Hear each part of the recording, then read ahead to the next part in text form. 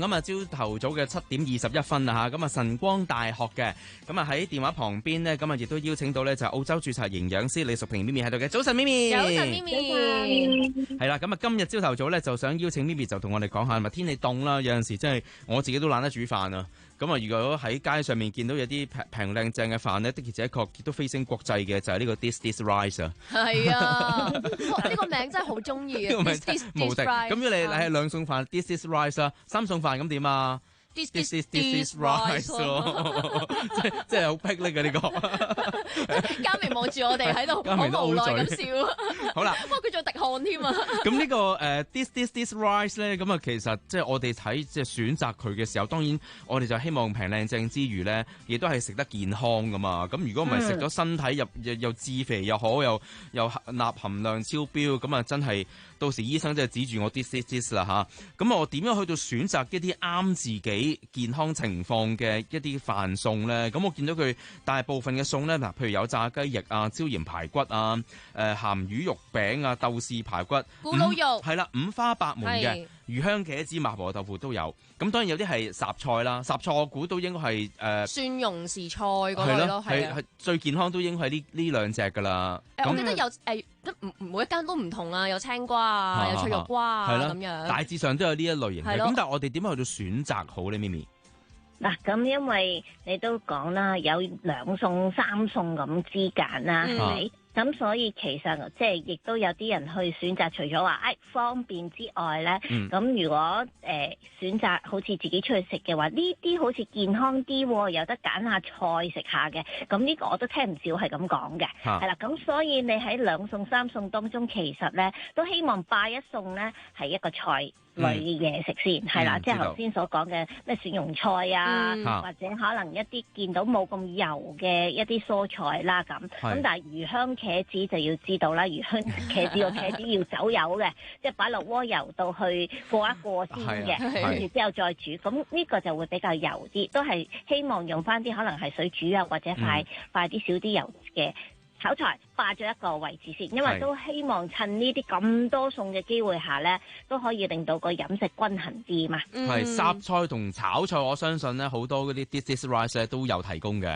咁啊霎菜一定好啲噶啦。咁炒菜係咪真係差得好緊要呢？咪咪？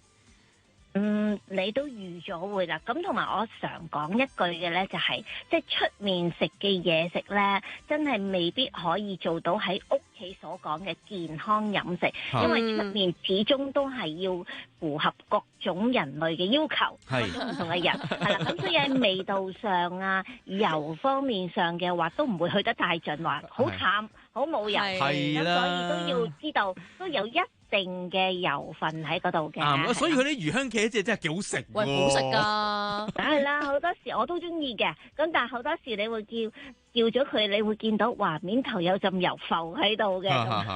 特別係天氣凍嘅時候啊，嗰層油咧，如果天氣凍嘅話咧，我就會未必選擇魚香茄子，因為我驚佢凍得快。我好反感見到嗰層油嘅，因為我知道食咗落去嗰啲咧就係會自己受翻，咁嗰個觀感上就唔好咯。但夏天如果熱辣辣嘅時候，反而我就覺得冇乜受，見唔到啊，咁啊就算受。係啊，咁啊另外咧就應該到啲肉啦，咁啊肉咧都有好多嘅，譬如有啲咩肉餅啊、咕嚕肉啊咁樣。咁其實如果真係揀肉啦，應該係揀啲乜嘢類型嘅菜式，其實係比較健康啲嘅咧？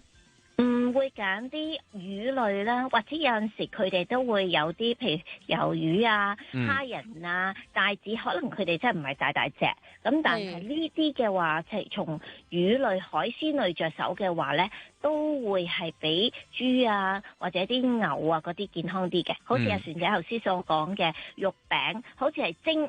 但係個肉餅要咁滑啊，咁多汁嘅話，其實佢哋一定撈咗肥豬肉落去嘅。咁所以呢，就好似煮法健康，因為蒸，但係實質佢個脂肪都唔低。哇！咁呢啲都要留意住。咁嗱，如果你話佢蒸肉餅，可能即係就咁聽都會覺得係 OK 啦。但係我哋留意翻個肉啦，有冇肥豬肉啦，同埋鹹魚蒸肉餅都係好熱門嘅。鹹魚搭咗落去嘅話，咁我又係咪又要撩走佢？驚嗰個鈉含量過高咧咁樣？嗱，如果有肉餅啊，揀肉餅㗎，亦有鹹魚肉餅，有鹹蛋蒸肉餅啦。咁呢啲就要去視乎翻啦，即係你係咪一個高血壓人士咧？如果係嘅話，咁我頭先都講出面嘅食嘢就唔會太輕手噶啦。咁所以鹽分都有一定喺度。咁仲要食埋個鹹蛋或者鹹魚嘅話，咁自己要考慮下個血壓控制方面啦。咁如果你話我真係想食啲嘅，咁真係喺嗰嚿嘅鹹蛋黃或者嗰嚿嘅鹹魚度撩下試下就好啦，係啦，要因應翻自己嘅健康狀況而去衡量翻咯，即係嗰嚿好鹹嘅嘢。知道。咁如果健康啲嘅，譬如粟米魚塊啊、西檸雞咁呢啲，就算唔算嘅咧？你覺得咧？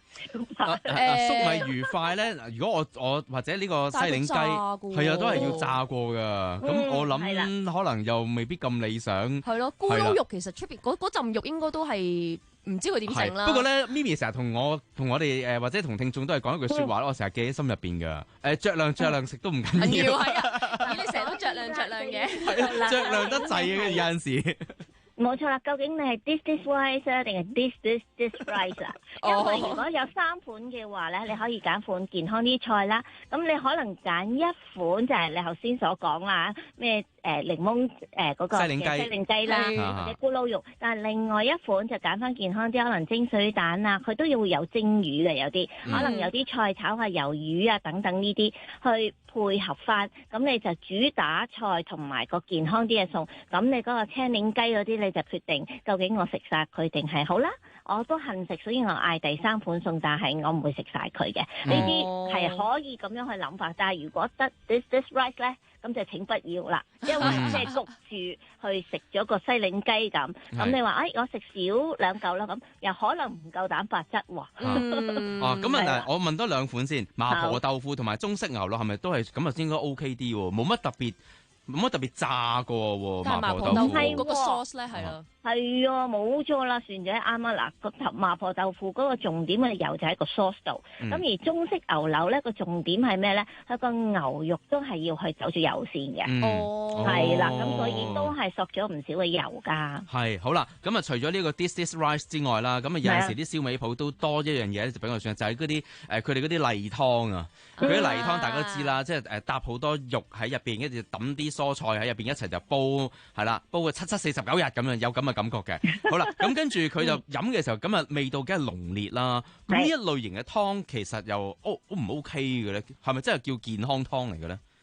嗱，咁如果係鹹嘅咧，就梗係唔健康啦。因為點解你無啦啦食嘢已經鹹啦，你仲要飲碗鹹嘅水落肚咁樣，咁咪變咗鹹上加鹹啦。係啦，咁第二亦都啲湯水其實唔會冇卡路里嘅。咁如果你話我又想食健康啲，又想順便管理下體重，咁湯水就係一個唔可以代替我哋食物營養嘅一個嘅即係飲品啦。知道。